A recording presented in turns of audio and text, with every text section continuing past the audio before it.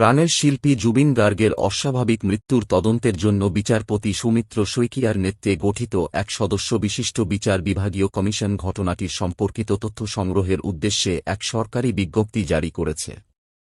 বিজ্ঞপ্তিতে বলা হয়েছে, জুবিন গার্গের মৃত্যুর বিষয়ে যে কোনো ব্যক্তির কাছে কোনো প্রাসঙ্গিক তথ্য থাকলে তারা শপথনামার মাধ্যমে সেই তথ্য কমিশনকে জানাতে পারবেন।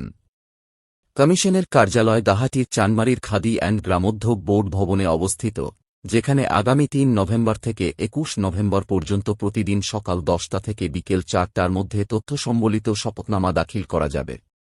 জুবিন গার্গের মৃত্যুর ঘটনায় এসআইটি কর্তৃক গ্রেপ্তারকৃত কণ্ঠশিল্পী অমৃতপ্রভা মহন্ত এবং বাদ্যযন্ত্রী শেখরজ্যোতি গোস্বামীকে কামরূপ মহানগর জেলার মুখ্য বিচার বিভাগীয় ম্যাজিস্ট্রেটের আদালতে ন্যায়িক হেফাজতে পাঠানোর পর তাদের হাফলং কারাগারে স্থানান্তর করা হয়েছে।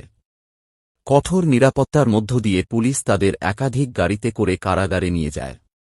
এর আগে ১৪ দিনের পুলিশি হেফাজতের মেয়াদ শেষ হওয়ার পর আজ সকালেই শেখরজ্যোতি গোস্বামী ও অমৃতপ্রভা মহন্তকে কামরূপ মহানগরের মুখ্য বিচার বিভাগীয় ম্যাজিস্ট্রেটের আদালতে পেশ করা হয়।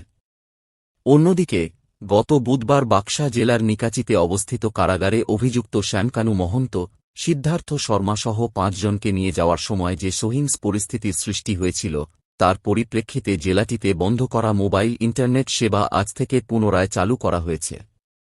তবে জেলাটিতে এখনও কারফিউ জারি রয়েছে এবং নিকাচি কারাগারের সামনে দিয়ে সাধারণ মানুষের চলাচল নিষিদ্ধ করা হয়েছে।